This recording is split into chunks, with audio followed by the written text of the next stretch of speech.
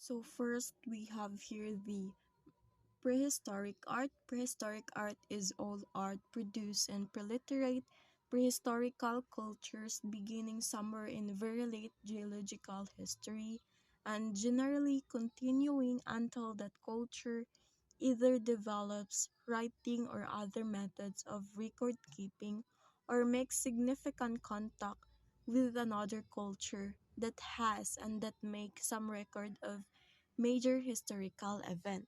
So, when we say preliterate, it refers to a societies, cultures, or individual that existed before the development of written language or literacy.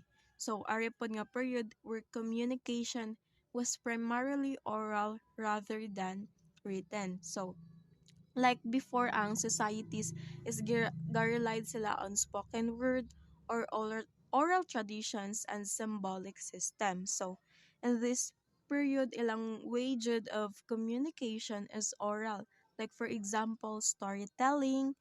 But aside ana is napod sila mga alternative way pod para ma-express jud nila ang unsay ganahan nila nga istorya, which is this symbolic system. Pwede nila i-draw sa cave if unsay ganahan nila nga i-istorya.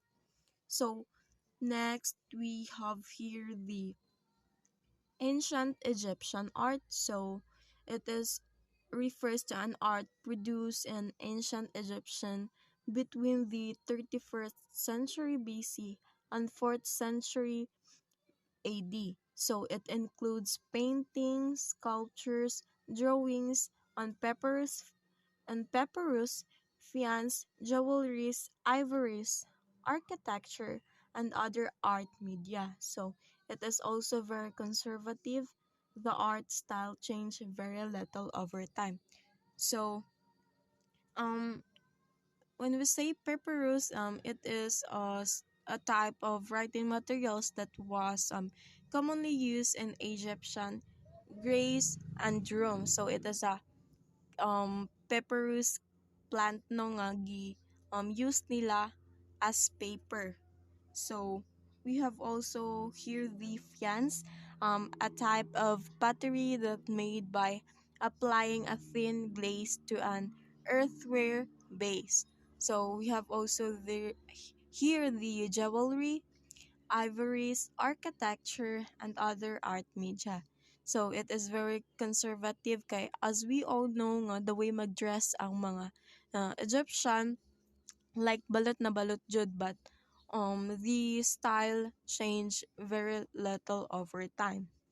So that's the um ancient um ancient Egyptian art. So next we have here the classical Greek art. So an ancient Greek art stands out among that of other Asian cultures of its development of naturalistic but idealized depictions of the human body, in which largely nude male figures were generally the focus of innovation. So, when we say classical Greek art, it is classic, it is simple and naturalistic but idealized kind of art. So as we can see here, it is a large human body figure. So kanang makita na to mga simple sculpture nga mga human body, that is one of the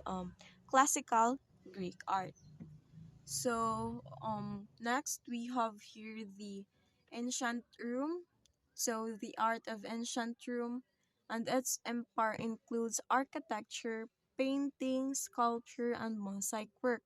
So, luxury objects and metalwork, gem engraving, ivory carvings, and glass are some considered to be minor forms of Roman art, although they were not considered as such at the time. So, ancient room and these luxury objects were highly often serving as symbols of wealth, status, and defined state. So, they're meticulously crafted, sometimes in precious metals or stones, and they were often displayed in private homes or by the elite. So, despite with their importance at the time, modern art history sometimes views them as a minor only in comparison to more monumental works. So, due to their small scale, functional nature, and the prevailing views of art in today's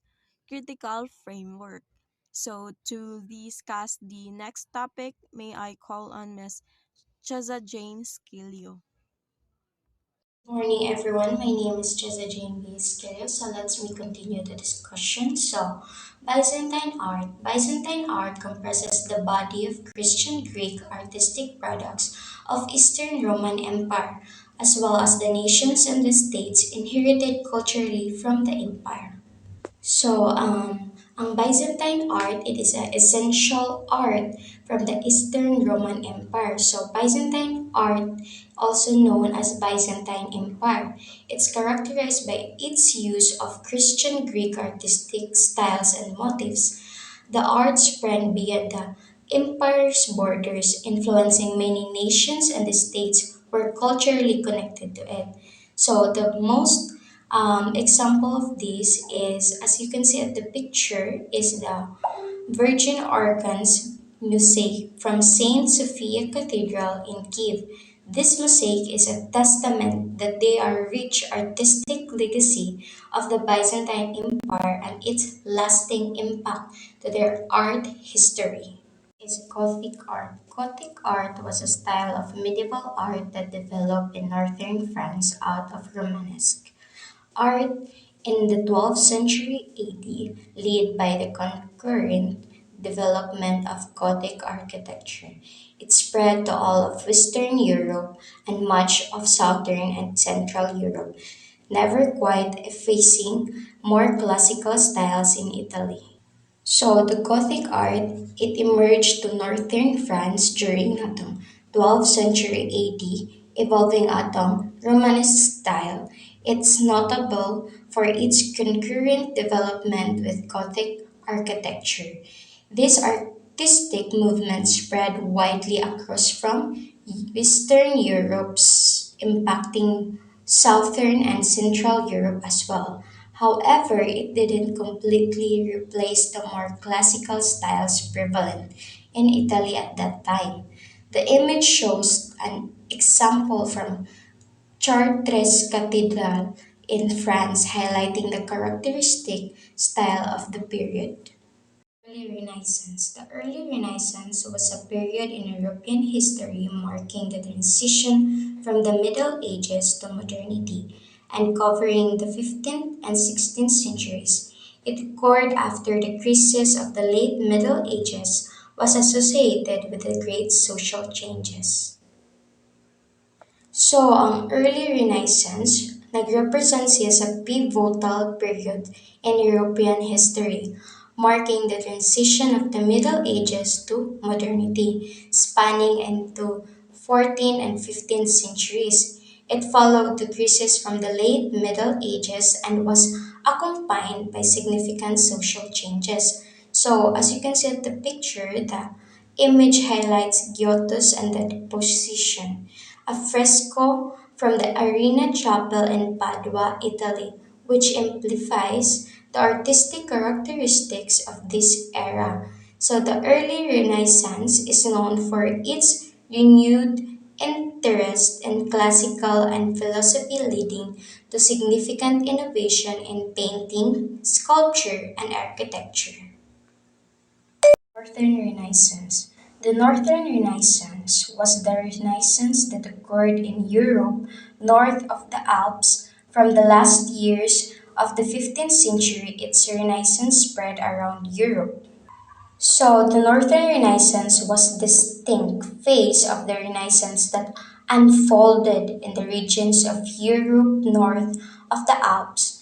It's starting in the late 15th century. Its influence spread across Europe. It is the key example shown at the picture is the Jan van Eyck's The Alnorfine Wedding in 1434, an oil painting in a wood panel now in National Gallery from London. This painting showcases that the artistic style and techniques characteristics of its Northern Renaissance movement. It differed in a certain aspects from Italian Renaissance, often focusing into the realms and detailed depictions of everyday life. That's all for my part. Let me call on Miss Bia Cotanda to continue the discussion. Hi everyone, I'm Leia Kotanda. So we're going to discuss what is the High Renaissance was the culmination of the artistic developments of the early Renaissance and one of the great explosions of creative genius in history. It is notable for um, one of the greatest notable artists in history was Leonardo da Vinci. By about the 1520s, High Renaissance art had become exaggerated into the style known as Mannerism. High Renaissance art is characterized by references to classical art and delicate application of developments from the early Renaissance. Overall, um, the works from the High Renaissance display restrained beauty where all the parts are subordinate to the cohesive composition of the whole. It also emphasizes upon the classical tradition, the expansion of networks of patronage and a gradual attenuation of figural forms into the style later. It refers to a 30-year period exemplified by the groundbreaking iconic works of art being made in Italy during what was considered a thriving societal prime. So that's all for the High Renaissance. Let's go to the Mannerism. Mannerism is also known as late Renaissance, is a style in European art that emerged in the later years of Italian High Renaissance, around 1520, spreading by about 1530 and lasting until about the end of 16th century in Italy when the Baroque style largely replaced it. So, some of characteristics that are common in Mannerist works include distortion of the human figure, a flattening of pictorial space, and a cultivated intellectual sophistication. Certain aspects of Mannerism are anticipated in the work of Andrea del Sarto. Baroque. Um, Baroque is a style of architecture, music, dance, painting, sculpture, and other arts that flourished in Europe from the early 17th century until the 1740s. So, this painting is associated with the Baroque culture movement. The movement is often identified with absolutism and counter-reformation and Catholic revival, but the existence of important Baroque art and architecture in non-absolutist and Protestant states throughout Western Europe underscores its widespread popularity. The term Baroque derived from the Portuguese barroco, meaning irregular pearl or stone.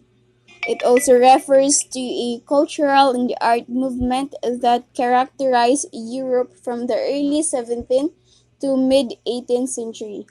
Baroque emphasizes dramatic, exaggerated motion and clear, it easily interpreted and detailed. Baroque painting encompasses a great range of styles as most important and major painting during the period beginning around 16th and continuing throughout the 17th century. And let's move forward to the Dutch Golden. Um, Dutch Golden was period in the history of the Netherlands, roughly spanning the era from 1581 to 1672, in which that Dutch trade, science, and the art, and the Dutch military were among the most acclaimed in the world. The first section is characterized by the 80 Years' War which ended in 1648. So this painting of Dutch Golden Age, um, it is it is a history roughly spanning the 17th century, during and after the later part of the 80 Years' War in 1568 to 1648 for Dutch independence. From the 1620s, Dutch painting broke decisively from the Baroque style typified by Rubens in neighboring Flanders into a more realistic style of depiction, very much concerned with the real world. Types of paintings included historical paintings, portraiture, landscapes and cityscapes, still lifes, and genre paintings. As you can see in the picture, the girl with a pearl earring is an oil painting by Dutch Golden Age painter Johannes Vermeer, dated Christ um after Christ 16 after Christ born 1665. Going by various names over the centuries, it became known by its present title towards the end of the 20th century because of the earring worn by the girl portrayed there.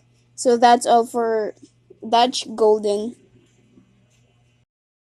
Hi everyone, this is Shaiznian Milyasa, and my topic for today will be with regards of Rococo.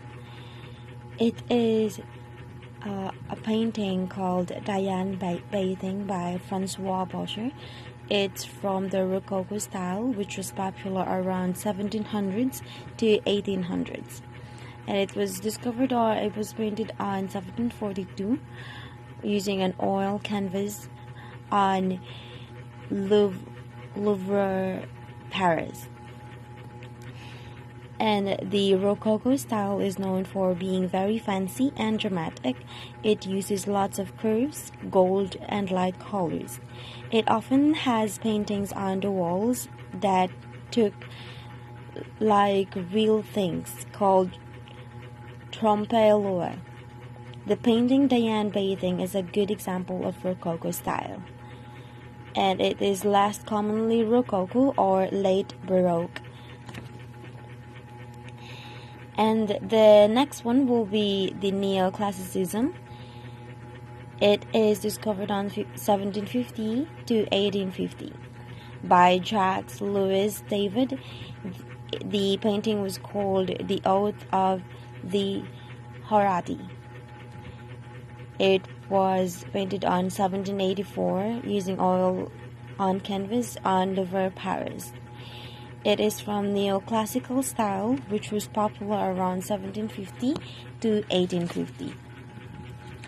And neoclassical style is inspired by ancient Greece and Rome. It uses simple shapes, clear lines, and focus on reason and order. The paintings often have serious themes, show people and things in a realistic way. And the painting The Oath of the Horatii is a good example of neoclassical style. And the next one will be the Romanticism, which was popular on 1800s to 80 by Eugene Delacroix. The painting was called Jacob Wrestling with the Angel, using oil on canvas. And this is a romantic style, is all about emotion and imagination. It also uses strong colors, dramatic scenes, and often shows nature and people in a powerful way. It's about expressing feelings and ideas, and sometimes it can be a bit wild and passionate. And it is also a good example for romantic style and shows a powerful struggle between two figures. And lastly will be the ukiyo-e by Japanese artist Ando Hiroshige. It is a type of Japanese art that was popular from the 17th to 19th centuries. Ukiyo-e means pictures of the floating world, and it often depicted everyday life in Japan. Artists created beautiful woodblock prints and paintings of beautiful women. Cabaret actors, sumo wrestlers, landscape, and often erotic scenes. The painting called The Great Wave of Kanagawa. It is a great example of ukiyo-e because it shows a dramatic scene from nature. It has a beautiful and iconic piece of Japanese art. And that will be all for my topic. Thank you. Good day everyone, my name is Yasal Basete and I will start my presentation with the Pre-Raphaelites. So, Pre-Raphaelites was a group of English painters, poets, and art critics founded in 1848 by William Holman Hunt. So, Pre-Raphaelites, this was a group of English who formed the Brotherhood. So their goal was to reject the conventions of that time and return to the vibrant colors and intricate details of early Renaissance art before Raphael's influence. So, one prominent work from his movement is Ophelia by John Everett Millais. I don't know what is Millais or Millais. So, painted between 1851 and 1852. You can see how Millais captured naturalistic details such as flowers floating in the air, water, which symbolize innocence and tragedy. So, the painting is based on a scene from Shakespeare's Hamlet depicting Ophelia as she drowns surrounded by nature. This goes on nature and storytelling reflects the core values of Pre-Raphaelites. So second, next we have realism. So realism, an art movement that emerged in the 1830s and lasted through the 1850s. Realism is all about truthfulness and depicting life as it is, without exaggeration or idealization. So it rejected romanticized views and focused on ordinary lives of people, often working class individuals.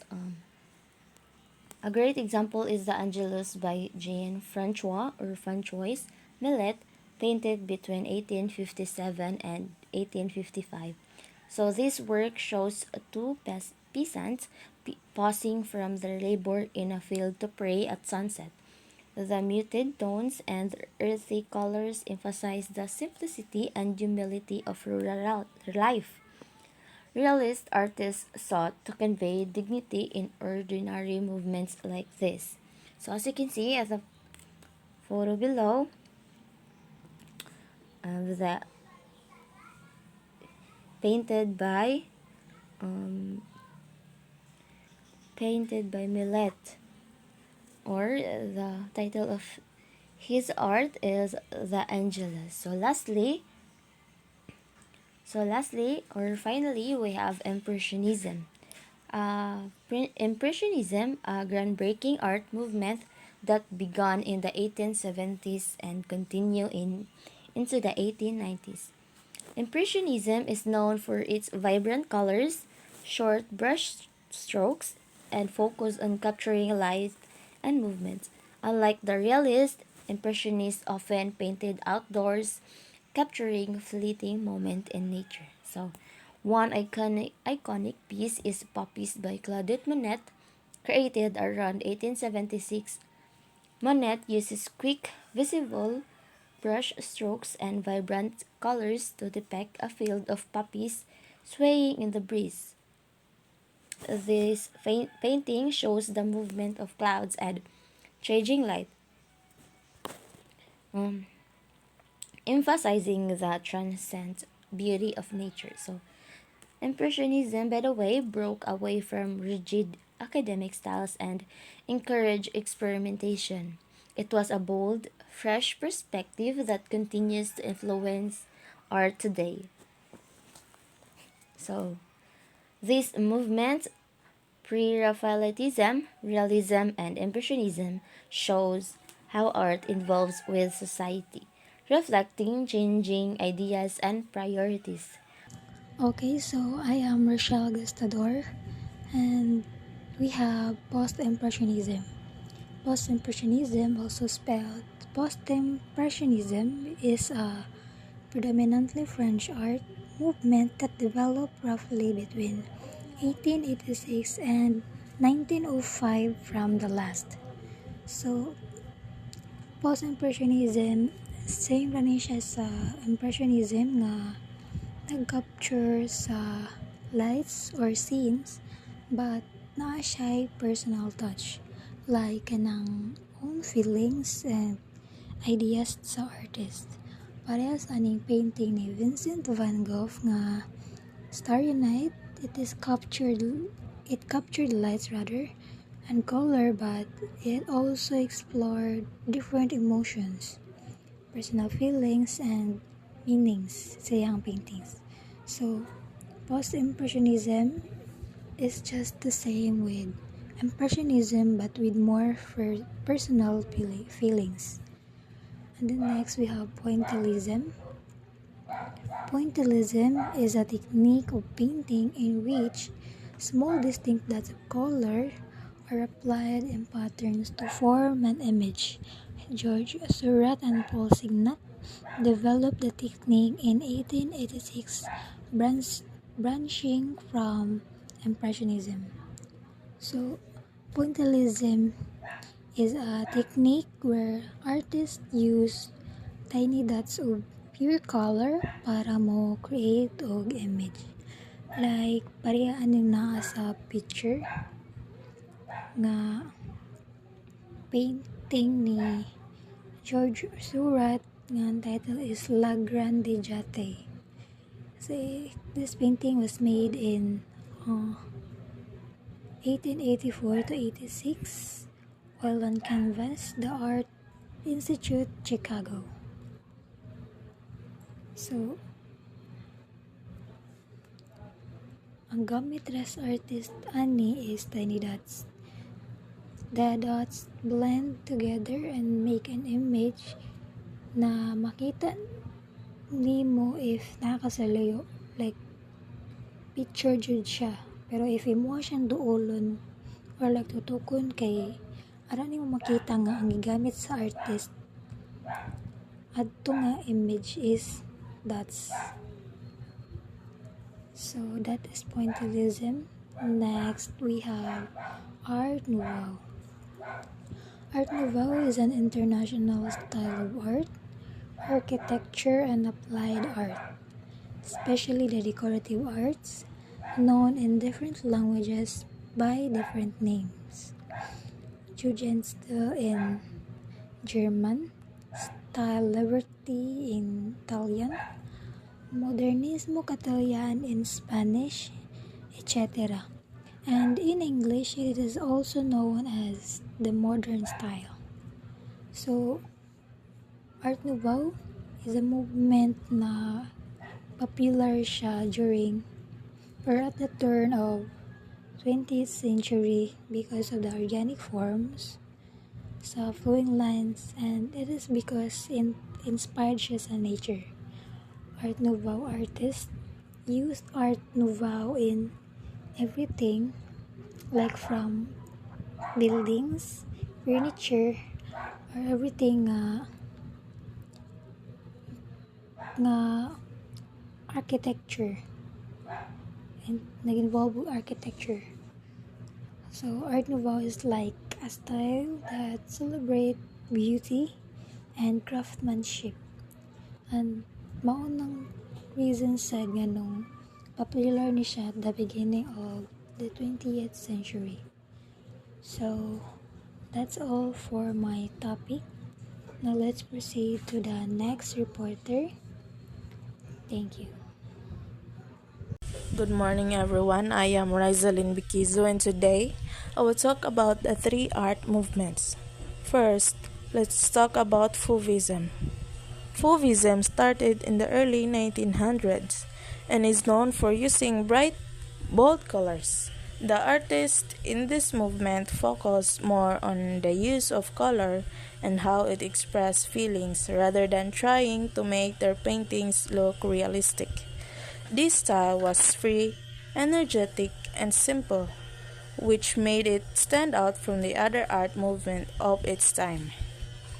The name Fauvism comes from the French word fauves, which means wild beast.